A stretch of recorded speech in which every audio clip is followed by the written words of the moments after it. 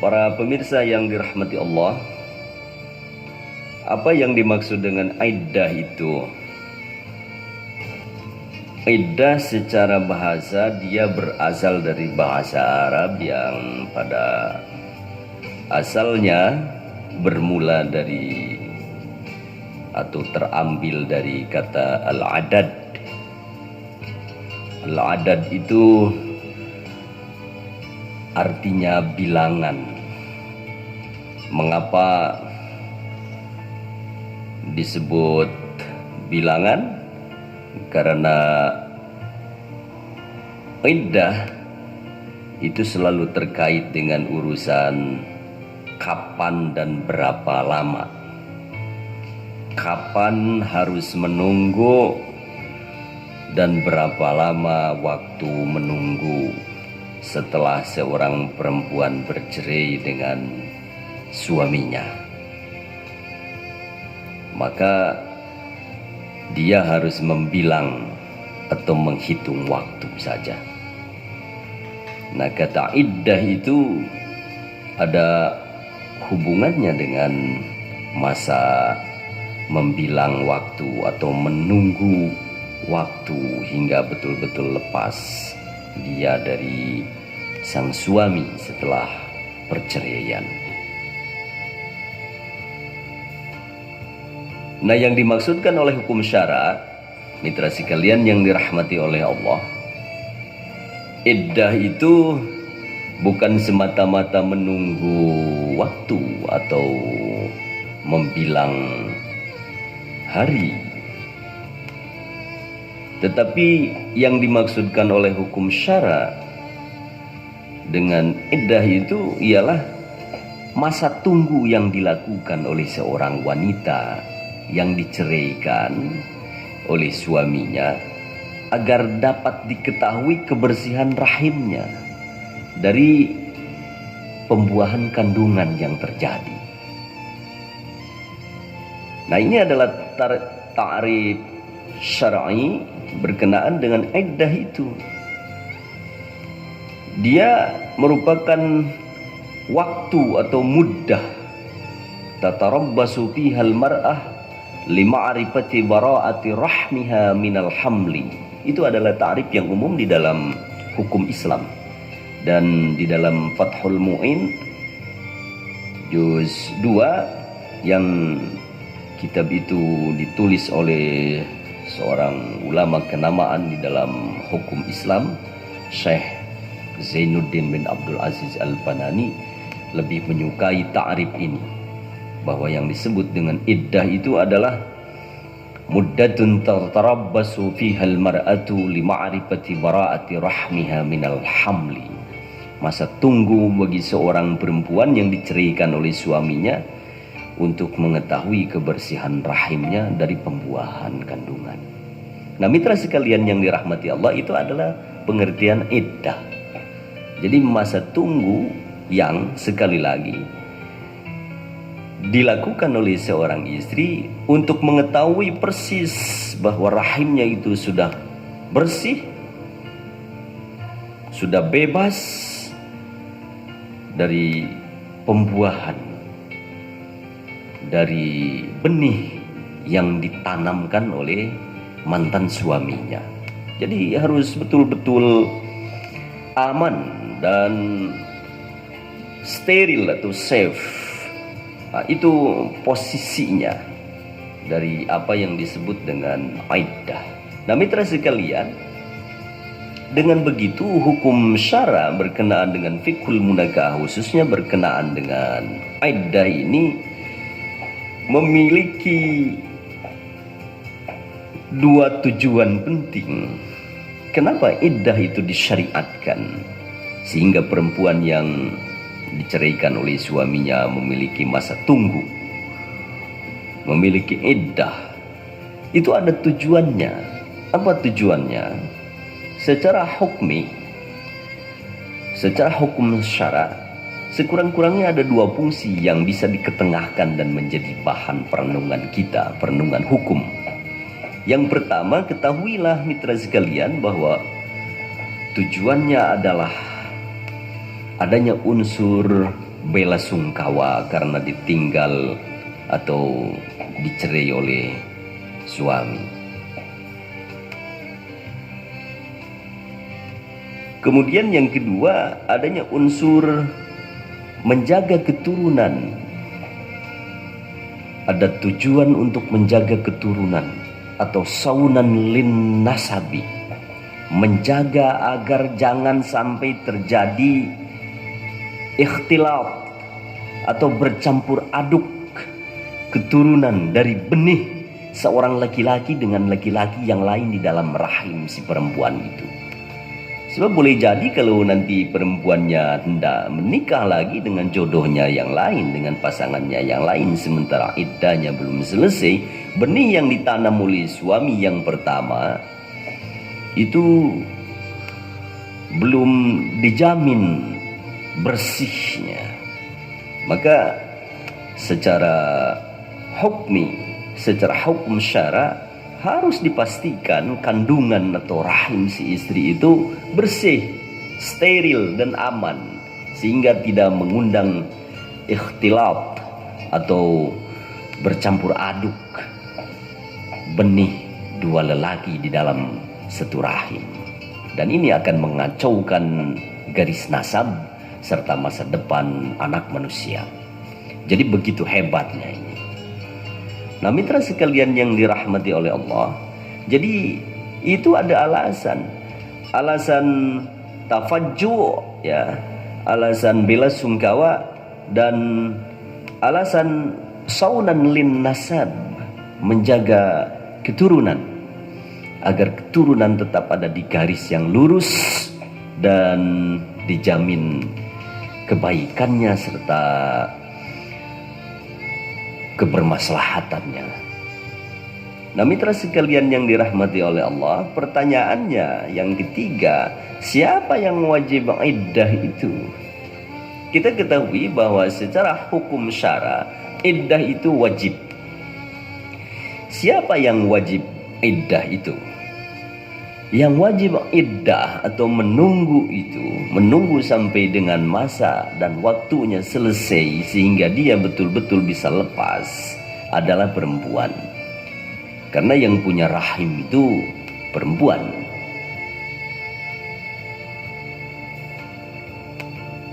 Perempuan yang mana?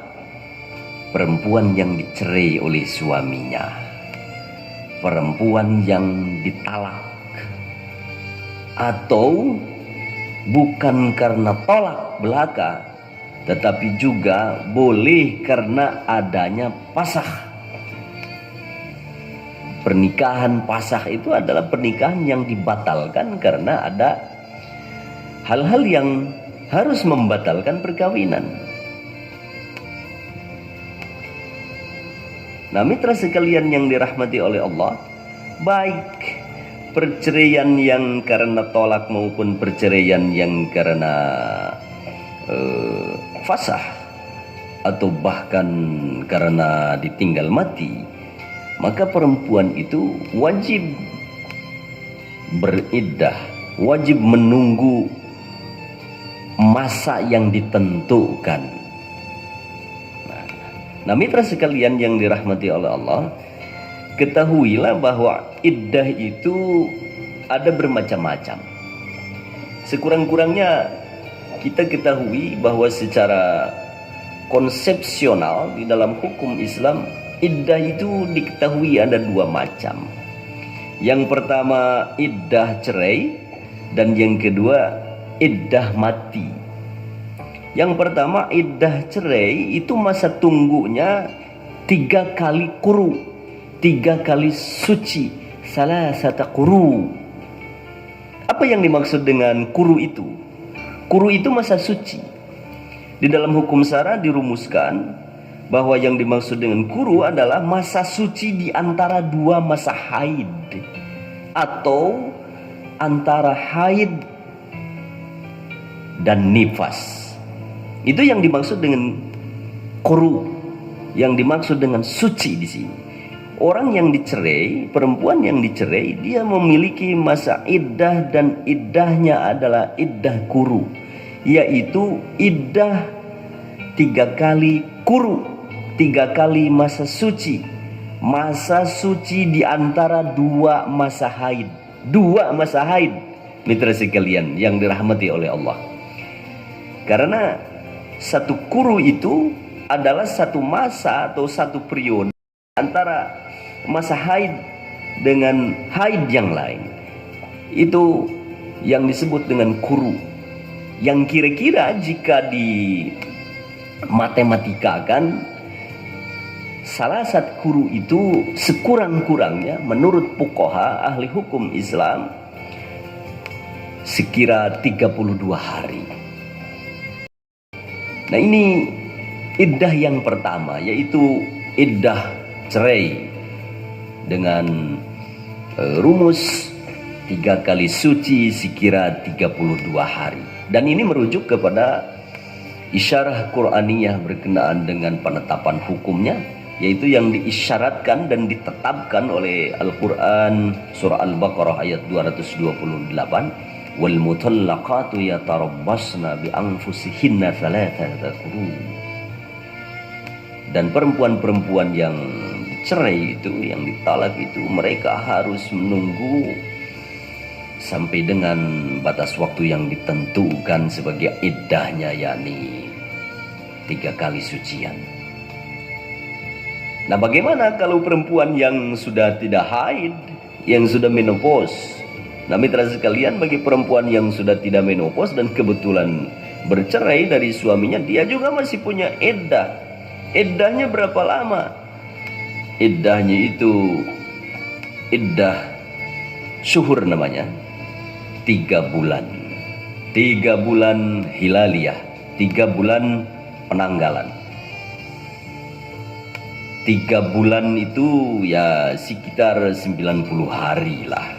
Ini adalah iddah untuk perempuan yang sudah tidak haid, yang sudah tidak normal lagi siklus menstruasinya atau zaman haidnya.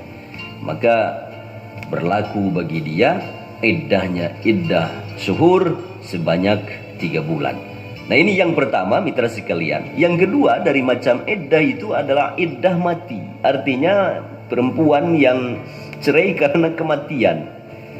Nah, orang bercerai itu kan bisa karena tolak dan bisa karena mati. Nah, orang yang ditinggal mati, perempuan yang ditinggal mati oleh suaminya, dia punya masa iddah, masa tunggu, sehingga dia belum bisa nikah lagi sebelum iddahnya ini, masa tunggunya ini habis.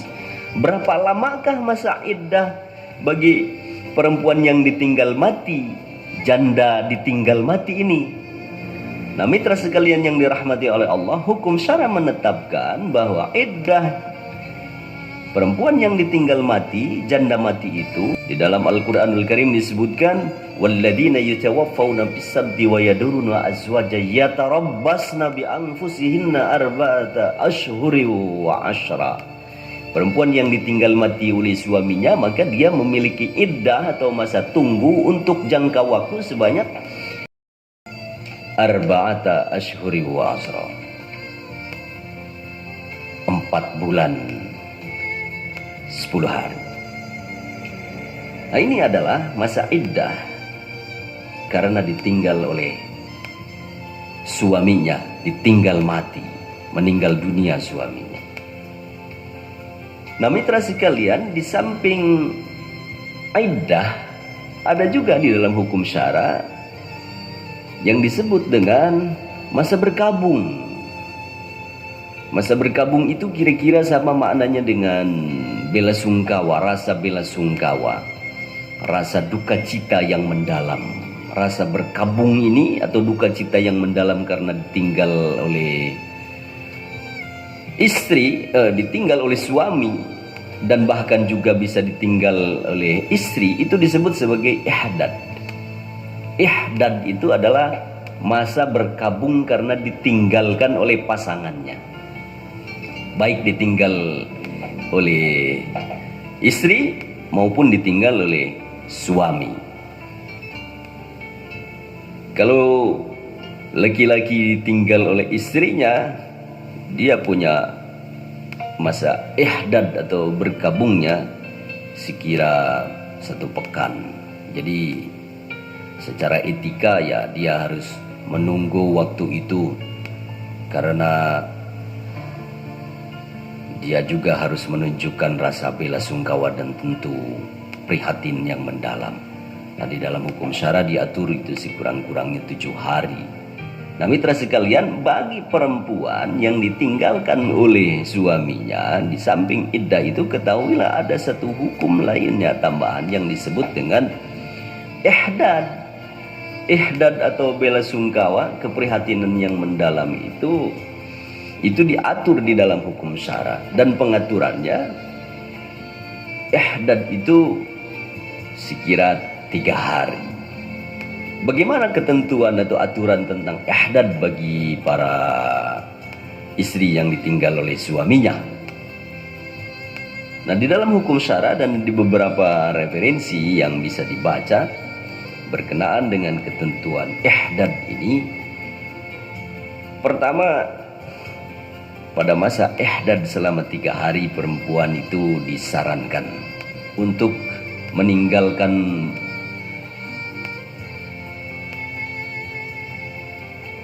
beberapa hal yang terlarang. Yang pertama, di masa ihdad perempuan diharap meninggalkan baju yang berwarna atau memiliki celupan, karena itu menimbulkan warna-warni yang menunjukkan keindahan dan kesemarakan. Jadi di masa ihdad busana yang digunakan oleh si perempuan itu paling lama sampai dengan 3 hari adalah pakaian atau busana yang polos, tanpa corak warna dan ornamen, atau tanpa celupan, yang betul-betul warnanya polos satu warna. Kemudian juga di masa ihdad itu, di samping dia harus meninggalkan baju yang berwarna atau tanpa celupan, tanpa ornamen dan seterusnya, perempuan itu disarankan tidak boleh, bahkan enggak boleh memakai wewangian. Jadi wewangian tinggalkanlah, sebab wewangian menimbulkan rasa harum, menimbulkan aroma harum, dan aroma yang memikat itu akan menimbulkan ekses yang tidak menunjukkan seorang itu sedang berkabung atau dalam suasana duka cita yang mendalam alias bela sungkawa. Kemudian juga tidak boleh bersolek, tidak boleh bersolek. Dia tidak boleh memakai make up, memakai gincu, memakai celak dan seterusnya yang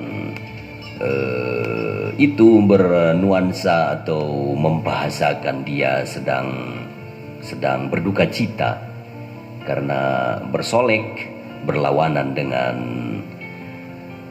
makna dan tujuan dari ekspresi duka cita. Lalu di masa ihdad juga yang bersangkutan, perempuan ini dilarang menggunakan perhiasan emas, permata, dan mutiara atau lain-lainnya yang bersifat menghiasi diri. Nah, bagaimana kalau di dalam 3 hari itu dia mandi? Wah, kalau mandi itu tidak dilarang. Membersihkan dirinya itu sebuah kebutuhan. Pertanyaan yang terakhir, apa yang dilakukan selama seorang wanita itu ada dalam masa iddah? Apakah dia memiliki hal-hal yang bertautan dengan hukum syara? Ada beberapa hal yang perlu kita cermati. Pertama, selama masa iddah, baik yang dilakukan oleh iddah karena cerai maupun iddah karena ditinggal mati, wajib dia tinggal di rumah si mantan suaminya. Dia harus tinggal di rumah mantan suaminya sampai dengan iddahnya habis. Yang kedua, dia bisa mendapatkan nafkah, baik untuk yang ditinggal mati untuk yang cerai bain, raj'i, pasah maupun mengandung. Nah, inilah hal-hal yang bertautan dengan iddah, dan tentunya masih banyak hal yang perlu digali dan didalami berkenaan dengan iddah ini.